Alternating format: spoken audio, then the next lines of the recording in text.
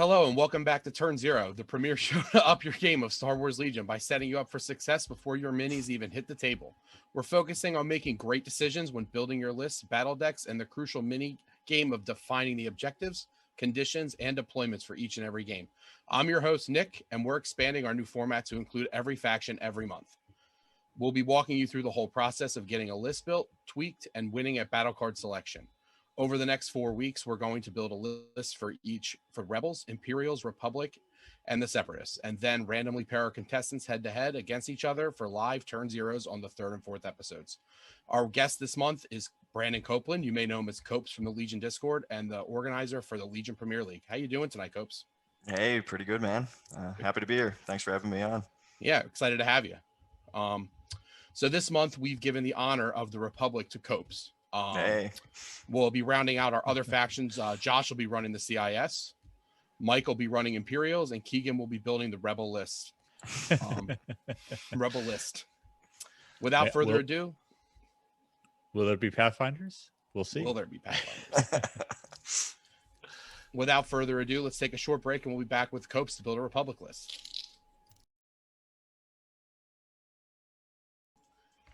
All right, everyone, we're back with Copes, who's going to build us our GAR list. Copes, what are you bringing tonight? Okay, so to start off for me, I'm not a huge gunline guy, so I'm bringing Obi-Wan. I like to have my big centerpiece, swings the beat stick, and so Obi's been a staple in most of the GAR lists I've played, and I'm sticking with what I know. If you're bringing Obi-Wan, in my opinion, the first thing you're tossing on there is Force Push, and Force Barrier is right behind that. So my Obi's guaranteed to have those two upgrades. I'm going to hold on my second one until I kind of put together, a decision on the commander, the training slot, until I put together the rest of the list just to see where I come out with points. Makes sense. Yeah. So after Obi, big decision for me when I'm building an Obi-Wan list is, am I going with Padme or not going with Padme? I have been a Padme fan for perhaps longer than I should have been. I know she definitely got some buffs recently. Oh, sure. Yeah. I mean, I liked her as soon as I saw that card. Yeah. I thought that she's a lot of value. She does. She does. And she's in a faction that, gets so much from token sharing that to have kind of a token battery there. And she has the ability to share anything, standby included now. I love having her in. So many good keywords on that card. Yeah. So Padme's coming with me. Okay. Again, Padme's upgrades, I kind of like to wait till I fill out my core to determine if I'm tossing anything on her. Sure. And then I guess the most recent thing that's come out that brings some questions into my list is the Clone Commander. Yep. So, I know you're a Clone Commander fan, right? Who isn't a Clone Commander fan? I mean, like, I don't play the faction much, but who isn't a Clone Commander fan? It's right. Yeah. It's like, I think that, like, after you're, that's what you start your list with now. You start. Yeah, well, almost, right? Yeah. And I've said a lot of thoughts about, do I leave Padme behind? And now that I've got the Clone Commander, I still don't think so. But, if you were going to do solo Obi, I think, the Clone Commander is still coming. And then is it really solo Obi? Yeah. Yeah, no, I think it's still solo Obi, but yeah, okay. I get what you're putting out there. Yeah. So I think I'm going to bring the Clone Commander too. Now, in a lot of my old kind of Obi Padme lists, I ran a naked trooper squad. Just phase ones, they were token batteries. With the Clone Commander coming in, if I'm bringing that in, I have a tough decision to make about a naked squad or an arc. And given kind of the proliferation of AATs in the meta, for me, I'm probably going to drop that naked squad in favor of the Clone Commander so I can still bring my 3 arcs. Now, if I bring 3 arcs, it does kind of update, or not update, but impact some of my upgrade selections because I'm getting pretty tight on points, but we'll get to that maybe a little after. So I've got kind of 3 pieces that are filling out almost at that point probably 300 points on my list, maybe even more than that. So a little bit more, but yeah, a little bit more. So the next thing you're bringing in any GAR list is going to be some phase 2s. I think for me, if I'm gonna be thinking about 3 arcs, you start with at least 2 Z6s, Z6 phase 2s, And then the next decision to make is a phase 2 with 5s, or possibly a phase 1 with 5s. Either way, I think 5s is pretty tight in a GAR list right now. The coordinate to 5s and then 5 or direct to 5s coordinate to the commander or whoever is excellent value. Yeah. And so, if that commander's coming, it Mhm. seems reasonable that 5s is too. Yep. For the list that I'm bringing, I'm tossing 5s into a phase 2 squad. And then since I have 3 phase 2s, I'm tossing situational awareness on all of them. I've been playing a lot with the some of the new stuff you can do with SA. I think it's real good. I think it pairs real well with Obi-Wan. And so, again, I'm sticking with what I know, what I've been playing, and I like this a lot. So tossing SA on there, and if I'm tossing SA, I need to put vigilance on somebody. So vigilance, I'm back and forth all the time. I'm curious what you think, Padme or the Clone Commander? Or Obi? I mean, can you can put it on all 3, but you can.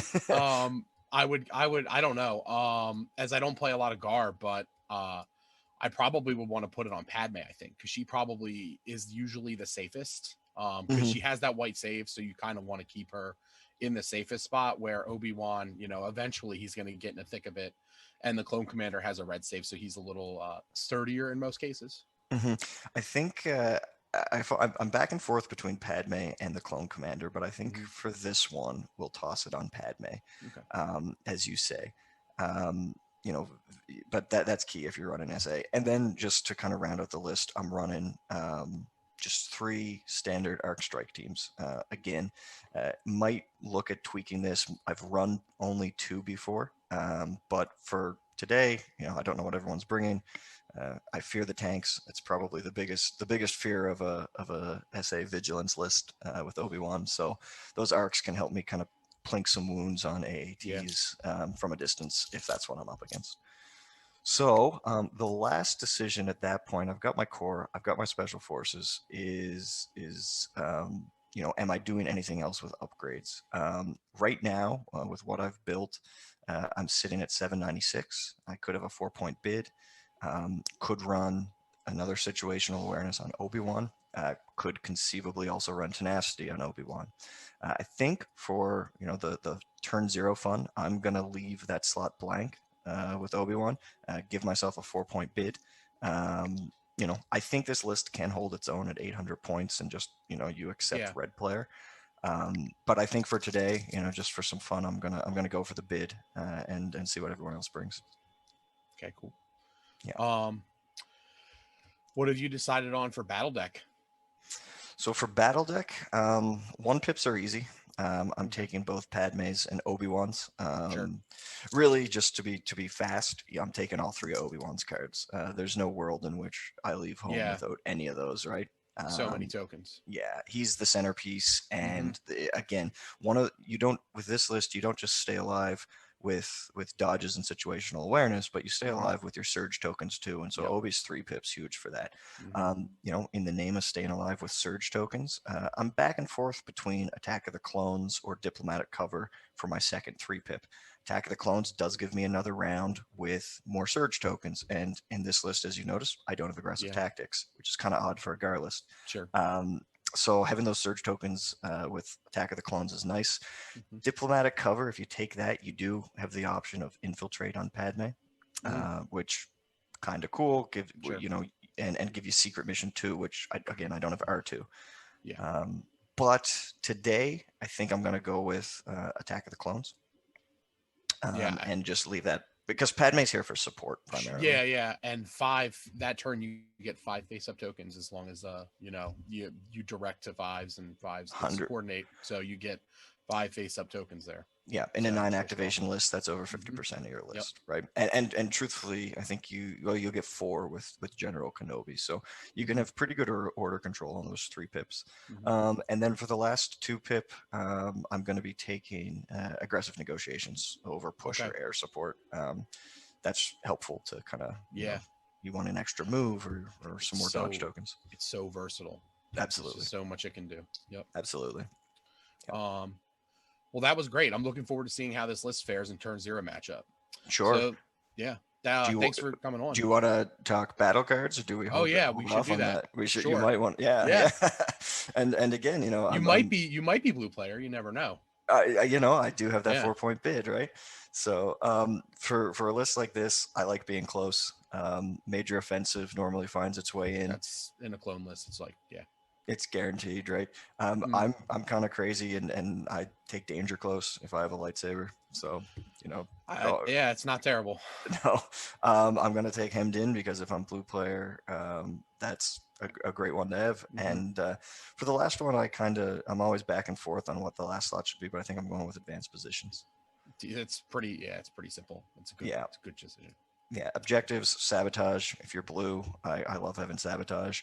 Hostage exchange and payload. I like both of those with this list. Yep. You know, for obvious reasons. Yep.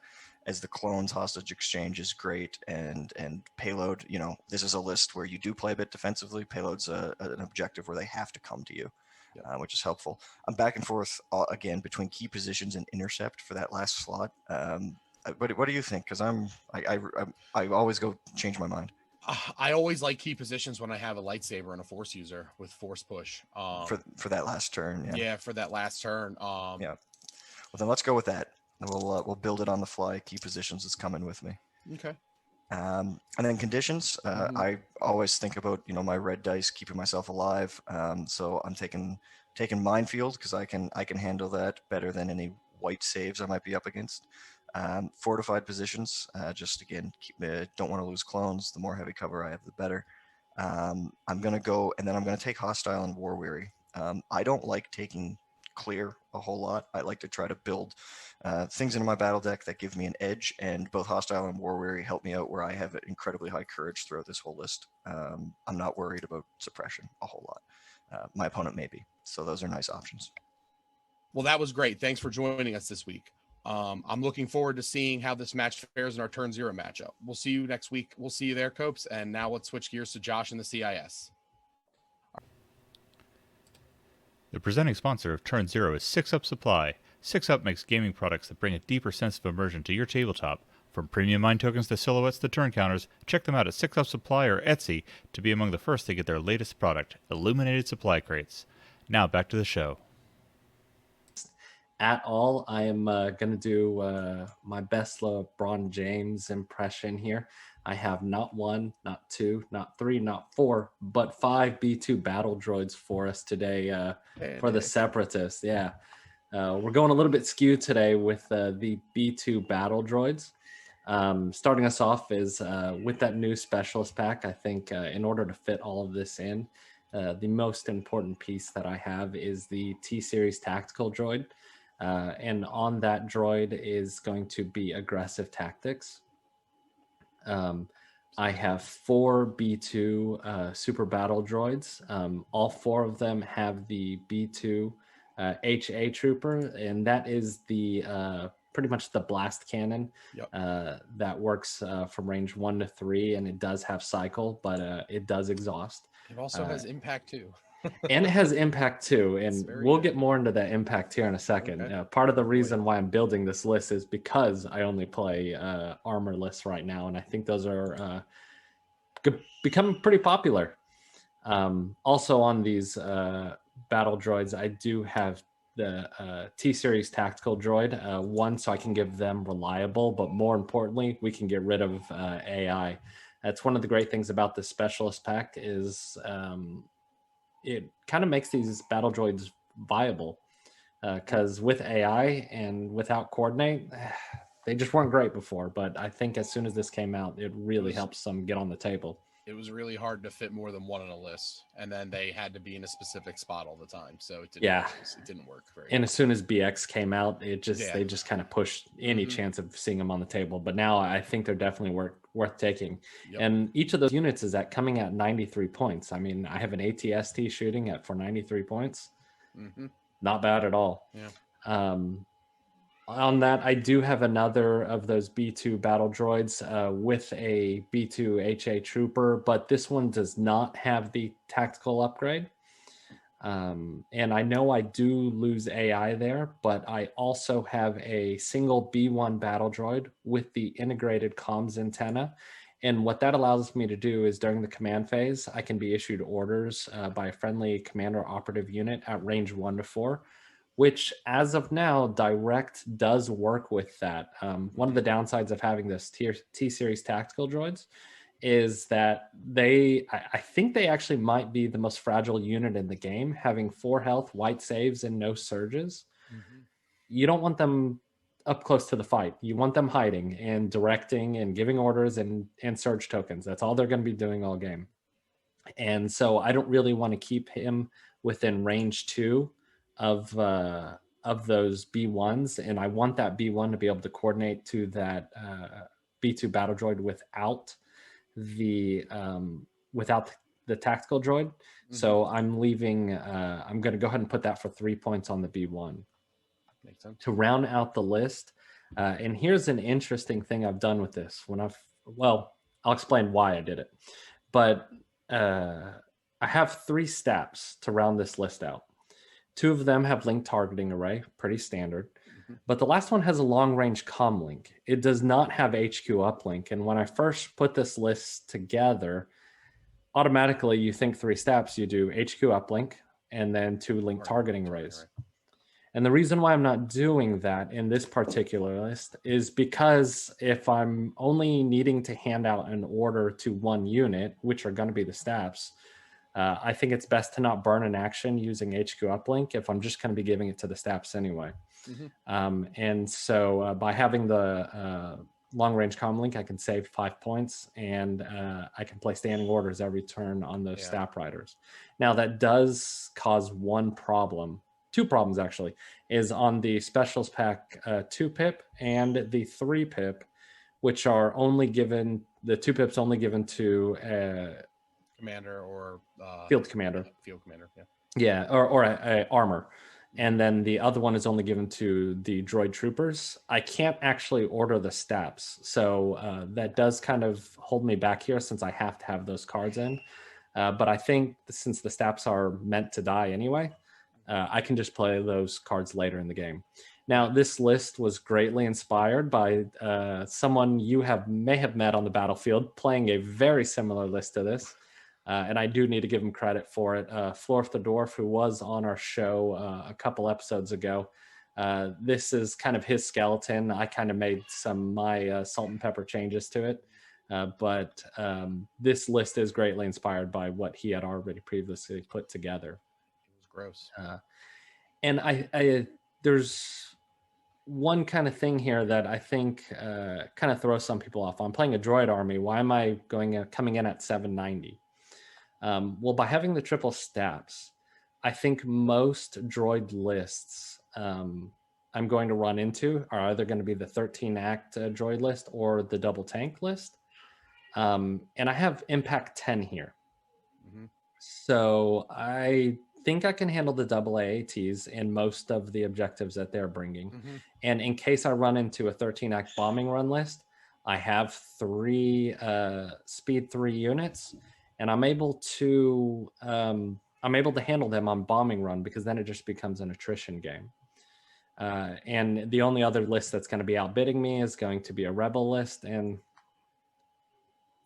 I'm not as concerned with rebels with this list.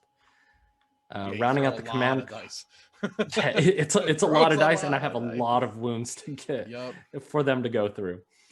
I have to choose the all generic command cards. Again, there are some drawbacks with having to go with Roger, Roger, and Orbital Strike. But I think the payout of being able to save those 5 points and spend it elsewhere, and at least take a bid to beat out clones, is worth it. And speaking of clones, I think that is going to be the hardest matchup here, which is again why I'm taking at minimum a 10-point bid, so I can try and gain an advantage over them with some of the battle cards I have in this deck. Yeah, you normally outbid clones with like anything over 5 or 6. So yeah, unless they're a crazy 30-point clone list. So as far as my deployments go, we have everyone's favorite major offensive, always going to be there in their advanced positions. That does help me get into range 3 and more importantly, range 2 more quickly. I have hemmed in for the same reason. I'm a little bit unsure about using danger close. I think that really can negate board when you pick your side of the board. And so there are some complications with picking danger close. And I also think that it can give me issues with R2. But I think battle lines might be a little worse as far as R2 is concerned. So we're going with danger close. As far as my objectives go, intercept the transmission and bombing run and key positions both seem like perfect fits here. My last one is a little bit difficult, and I'm in between both payload and moisture evaporators here, whereas recover and hostage exchange don't seem to work out very well. And breakthrough, I think, can be an issue because these B2s can get tied down pretty easily and or tar pitted, and it might be a little bit difficult for them to break that since they're only rolling black dice. So I decided to go with payload instead. And I'm a little bit uneasy with payload because I don't have any range 4 here. And so especially in the early game, they can really, Empire and clones can both put a lot of damage on me. And same with rebels, can put a lot of damage while I'm trying to push those cards. I'm going to stick with payload, but it's a tough choice because VAPs can be tough too, because even though if I am blue player, I'm trying to defend VAPs with range 1 to 2 guns mostly. And it might, I can see myself getting overwhelmed pretty quickly with that as well. Yeah, you don't have a lot of things that want to tap apparatus either in that list. Yeah, exactly. Yeah. Have that B1 unit and then also the tactical droid who doesn't really want to expose himself. Yeah. No, he just dies. So, yeah. So yeah, the most one-shottable unit in the game. Probably. Maybe the probe droids too, but who knows. So my last one comes out with conditions, and I think the conditions are actually very important here because all of these either don't work against or really help this list. The first one being fortified positions. Having armor 1 on those B2s, you have to start shooting at them early because of how powerful they are. But being able to set up cover 2 within range 2 of my deployment zone is going to be pretty difficult because essentially pretty difficult for my opponent to put on wounds because essentially they're having to work with cover 3 every turn. Yeah. Limited viz, also another thing that's going to be great for this list, given that I'm mostly a range 1 to 2 army. Same with rapid reinforcements. No one's going to want a B2 to be able to drop behind them, especially a B2 that doesn't rely on AI getting orders. And the last one is war weary. My only courage 1 unit in this list is the B1s, and if my opponent's wasting their time trying to panic the B1s, that's win for you. I think that's a plus. So I think this list is actually in pretty good position to do well in this. I'm a little bit nervous about seeing another force user that has choke on it, because one of the downsides of the T series and a B2 squad is if you choke that T series, it does 2 wounds. Yes, it does. And I'm a little bit interested to see what Copes is bringing for us because I don't really want to set up against clones, and hopefully I don't have Copes on the other side of me. Yeah, we'll see. It's a mystery. How did you like this list, Nick? I mean, I didn't like facing it recently because I faced Florfin Invader. It went really poorly for me very quickly. But I saw it fun. Florf's a great opponent. He played the list really well. And it's B2s are here, everyone. The B2 meta is here. Maybe. We'll buy them up. I think this is costing me about 5 B2s and 5 specialist packs. It's like a $500 list. It's expensive. Oh man, right, that's going to be expensive. It's a fun list. I can't wait to see it. I'm looking forward to seeing how it fares in turn 0 matchup. So that's it for this week, everyone. Come back next Monday for a new episode of Turn 0. Next week, Keegan and Mike are going to put together a Rebel and Imperial list before our 2 showdowns. Have a good one. All right, thanks.